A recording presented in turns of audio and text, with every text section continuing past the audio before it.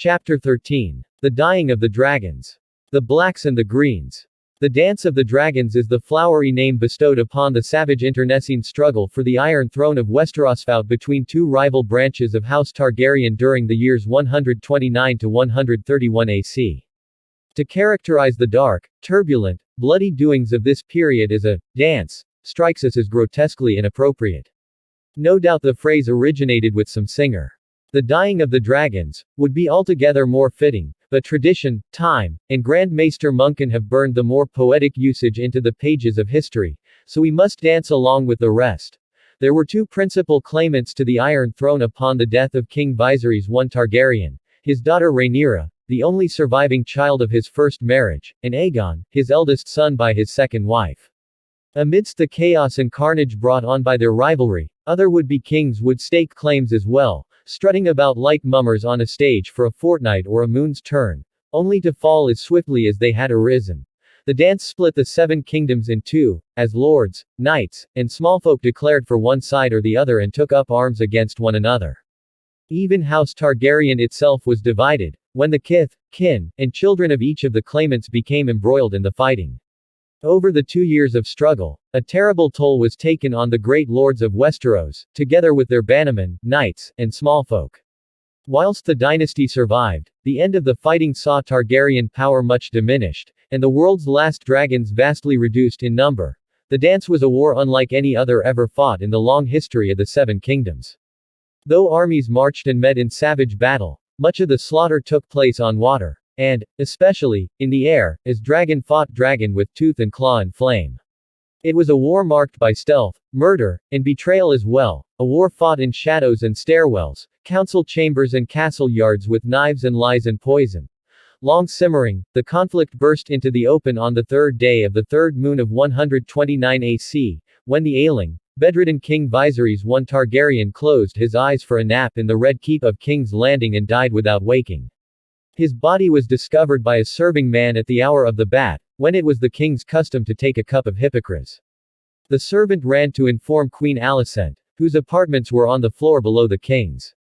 Septon Eustace, writing on these events some years later, points out that the manservant delivered his dire tidings directly to the queen, and her alone, without raising a general alarm. Eustace does not believe this was wholly fortuitous. The king's death had been anticipated for some time, he argues, and Queen Alicent and her party, the so-called Greens, had taken care to instruct all of Viserys's guards and servants in what to do when the day came. The dwarf mushroom suggests a more sinister scenario, whereby Queen Alicent hurried King Viserys on his way with a pinch of poison in his hippocras. It must be noted that mushroom was not in King's Landing the night the king died, but rather on Dragonstone, in service with Princess Rhaenyra. Queen Alicent went at once to the king's bedchamber, accompanied by Sir Criston Cole, Lord Commander of the Kingsguard. Once they had confirmed that Viserys was dead, Her Grace ordered his room sealed and placed under guard.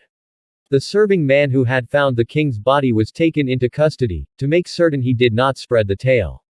Sir Criston returned to White Sword Tower and sent his brothers of the Kingsguard to summon the members of the king's small council. It was the hour of the owl. Then as now, the sworn brotherhood of the Kingsguard consisted of 7 knights, men of proven loyalty and undoubted prowess who had taken solemn oaths to devote their lives to defending the king's person and kin. Only 5 of the White Cloaks were in King's Landing at the time of Viserys's death: Sir Criston himself, Sir Eric Cargyle, Sir Rickard Thorne, Sir Stephen Darklyn, and Sir Willis Fell. Sir Eric Cargyle, twin to Sir Eric, and Sir Laurent Marbrand, with Princess Rhaenyra on Dragonstone, remained unaware and uninvolved as their brothers-in-arms went forth into the night to rouse the members of the small council from their beds. The council convened in the Queen's apartments within Maegor's Holdfast. Many accounts have come down to us of what was said and done that night. By far the most detailed and authoritative of them is Grand Maester Munkin's The Dance of the Dragons, a true telling. Though Munkin's exhaustive history was not written until a generation later, and drew on many different sorts of materials, including Maester's chronicles, memoirs, stewards' records, and interviews with 147 surviving witnesses to the great events of these times, his account of the inner workings of the court relies upon the confessions of Grand Maester Orwyle, as set down before his execution. Unlike Mushroom and Septon Eustace, whose versions derive from rumors, hearsay, and family legend, the Grand Maester was present at the meeting and took part in the council's deliberations and decisions, though it must be recognized that at the time he wrote, Orwyle was most anxious to show himself in a favorable light and absolve himself of any blame for what was to follow. Monkton's true telling therefore paints his predecessor in perhaps too favorable a light. Gathering in the Queen's chambers as the body of her lord husband grew cold above were Queen Alicent herself, her father, Sir Otto Hightower, Hand of the King, Sir Criston Cole, Lord Commander of the Kingsguard, Grand Maester Orwyle, Lord Lyman Beesbury, Master of Coin, a man of 80, Sir Tyland Lannister, Master of Ships, brother to the Lord of Castley Rock, Larry Strong, called Larry's Clubfoot, Lord of Harrenhal, Master of Whisperers, and Lord Jasper Wilde, called Ironrod, Master of Laws. Grand Maester Monkton dubs this gathering, the Green Council, in his true telling. Grand Maester Orwyle opened the meeting by reviewing the customary tasks and procedures required at the death of a king. He said, Septon Eustace should be summoned to perform the last rites and pray for the king's soul. A raven must needs be sent to Dragonstone at once to inform Princess Rhaenyra of her father's passing. Mayhaps her grace the queen would care to write the message, so as to soften these sad tidings with some words of condolence. The bells are always rung to announce the death of a king, someone should see to that, and of course we must begin to make our preparations for Queen Rhaenyra's coronation. Sir Otto Hightower cut him off. All this must needs wait, he declared, until the question of succession is settled. As the king's hand, he was empowered to speak with the king's voice, even to sit the Iron Throne in the king's absence. Viserys had granted him the authority to rule over the 7 kingdoms, and, until such time as our new king is crowned, that rule would continue. Until our new queen is crowned, someone said. In Grand Maester Monkton's account, the words are Orwyle's, spoken softly, no more than a quibble. But Mushroom and Septon Eustace insist it was Lord Beesbury who spoke up, and in a waspish tone. King, insisted Queen Alicent. The Iron Throne by rights must pass to his Grace's eldest trueborn son. The discussion that followed lasted nigh unto dawn, Grand Maester Monkton tells us. Mushroom and Septon Eustace concur. In their accounts, only Lord Beesbury spoke on behalf of Princess Rhaenyra. The ancient Master of Coin, who had served King Viserys for the majority of his reign, and his grandfather, Jaehaerys the Old King, before him, reminded the council that Rhaenyra was older than her brothers and had more Targaryen blood, that the late king had chosen her as his successor, that he had repeatedly refused to alter the succession despite the pleadings of Queen Alicent and her Greens, that hundreds of lords and landed knights had done obeisance to the princess in 105 AC, and sworn solemn oaths to defend her rights. Grand Maester Orwyle's account differs only in that he puts many of these arguments into his own mouth rather than Beesbury's, but subsequent events suggest that was not so, as we shall see. But these words fell on ears made of stone. Sir Tyland pointed out that many of the lords who had sworn to defend the succession of Princess Rhaenyra were long dead. It has been 24 years, he said. I myself swore no such oath. I was a child at the time. Ironrod, the Master of Laws, cited the Great Council of 101 and the old king's choice of Balon rather than Rhaenys in 92, then discoursed at length about Aegon the Conqueror and his sisters, and the hallowed Andal tradition wherein the rights of a trueborn son always came before the rights of a mere daughter. Sir Otto reminded them that Rhaenyra's husband was none other than Prince Daemon, and, we all know that one's nature. Make no mistake, should Rhaenyra ever sit the Iron Throne, it will be Lord Fleabottom who rules as, a king consort as cruel and unforgiving as Maegor ever was. My own head will be the first cut off, I do not doubt, but your queen, my daughter, will soon follow. Queen Alicent echoed him. Nor will they spare my children, she declared. Aegon and his brothers are the king's trueborn sons, with a better claim to the throne than her brood of bastards. Daemon will find some pretext to put them all to death. Even Helaena and her little ones. One of these strongs put out Aemon's eye, never forget. He was a boy, aye, but the boy is the father to the man, and bastards are monstrous by nature. Sir Criston Cole spoke up. Should the princess reign, he reminded them, Jacaerys Valerion would rule after her. 7 Save this realm if we seat a bastard on the Iron Throne. He spoke of Rhaenyra's wanton ways and the infamy of her husband. They will turn the Red Keep into a brothel. No man's daughter will be safe, nor any man's wife. Even the boys, we know what Laenor was. It is not recorded that Lord Larry Strong spoke a word during this debate, but that was not unusual. Though glib of tongue when need be, the Master of Whisperers hoarded his words like a miser hoarding coins, preferring to listen rather than talk. If we do this, Grand Maester Orwyle cautioned the council, according to the true telling, it must surely lead to war. The princess will not meekly stand aside, and she has dragons. And friends, Lord Beesbury declared. Men of honor, who will not forget the vows they swore to her and her father. I am an old man, but not so old that I will sit here meekly whilst the likes of you plot to steal her crown. And so saying, he rose to go. As to what happened next, our sources differ. Grand Maester Orwyle tells us that Lord Beesbury was seized at the door by the command of Sir Otto Hightower and escorted to the dungeons. Confined to a black cell, he would in time perish of a chill whilst awaiting trial. Septon Eustace tells it elsewise. In his account, Sir Criston Cole forced Lord Beesbury back into his seat and opened his throat with a dagger. Mushroom charges Sir Criston with his lordship's death as well, but in his version Cole grasped the old man by the back of his collar and flung him out a window, to die impaled upon the iron spikes in the dry moat below. All three chronicles agree on one particular. The first blood shed in the Dance of the Dragons belonged to Lord Lyman Beesbury, Master of Coin and Lord Treasurer of the Seven Kingdoms. No further dissent was heard after the death of Lord Beesbury. The rest of the night was spent making plans for the new king's coronation. It must be done quickly. All agreed, and drawing up lists of possible allies and potential enemies, should Princess Rhaenyra refuse to accept King Aegon's ascension. With the princess in confinement on Dragonstone, about to give birth, Queen Alicent's Greens enjoyed an advantage. The longer Rhaenyra remained ignorant of the king's death, the slower she would be to move. Mayhaps the whore will die in childbirth, Queen Alicent is reported to have said, according to Mushroom. No ravens flew that night. No bells rang. Those servants who knew of the king's passing were sent to the dungeons. Sir Criston Cole was given the task of taking into custody such blacks as remained at court, those lords and knights who might be inclined to favor Princess Rhaenyra. Do them no violence, unless they resist, Sir Otto Hightower commanded. Such men as bend the knee and swear fealty to King Aegon shall suffer no harm at our hands. And those who will not? Asked Grand Maester Orwyle. Are traitors, said Ironrod, and must die a traitor's death. Lord Larry Strong, Master of Whisperers, then spoke for the first and only time. Let us be the first to swear, he said, lest there be traitors here amongst us. Drawing his dagger, the clubfoot drew it across his palm. A blood oath, he urged, to bind us all together, brothers unto death. And so each of the conspirators slashed their palms and clasped hands with one another, swearing brotherhood. Queen Alicent alone amongst them was excused from the oath, on account of her womanhood. Dawn was breaking over the city before Queen Alicent dispatched the Kingsguard to bring her sons Aegon and Aemon to the council. Prince Darren, the youngest and gentlest of her children, was in Aldtown, serving as Lord Hightower's squire. One-eyed Prince Aemon, 19, was found in the armory, donning plate and mail for his morning practice in the castle yard.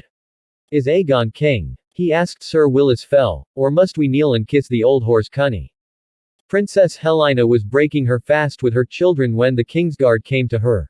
But when asked the whereabouts of Prince Aegon, her brother and husband, she said only, he is not in my bed, you may be sure. Feel free to search beneath the blankets. Prince Aegon was, at his revels, Monken says in his true telling, vaguely.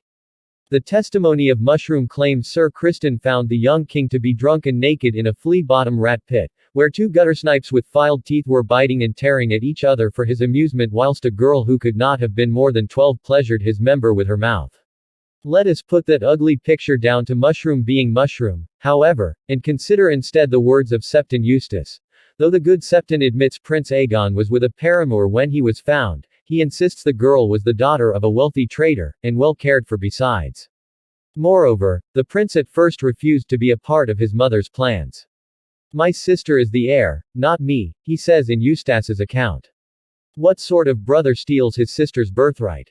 Only when Sir Criston convinced him that the princess must surely execute him and his brothers should she don the crown did Aegon waver. Whilst any true-born Targaryen yet lives, no strong can ever hope to sit the Iron Throne. Cole said. Rhaenyra has no choice but to take your heads if she wishes her bastards to rule after her. It was this, and only this, that persuaded Aegon to accept the crown that the small council was offering him, insists our gentle Septon. Whilst the knights of the Kingsguard were seeking after Queen Alicent's sons, other messengers summoned the commander of the city watch and his captains. There were 7, each commanding one of the city gates to the Red Keep. 5 were judged sympathetic to Prince Aegon's cause when questioned. The other 2, along with their commander, were deemed untrustworthy, and found themselves in chains. Sir Luther Largent, the most fearsome of the Leal 5, was made the new commander of the Gold Cloaks. A bull of a man, nigh on 7 feet tall, Largent was rumored to have once killed a warhorse with a single punch. Sir Otto being a prudent man, however, he took care to name his own son Sir Gawain Hightower, the Queen's brother, as Largent's second, instructing him to keep a wary eye on Sir Luther for any signs of disloyalty. Sir Tyland Lannister was named Master of Coin in place of the late Lord Beesbury, and acted at once to seize the royal treasury. The crown's gold was divided into 4 parts. One part was entrusted to the care of the Iron Bank of Bravos for safekeeping, another sent under strong guard to Castle Rock, a third to Aldtown.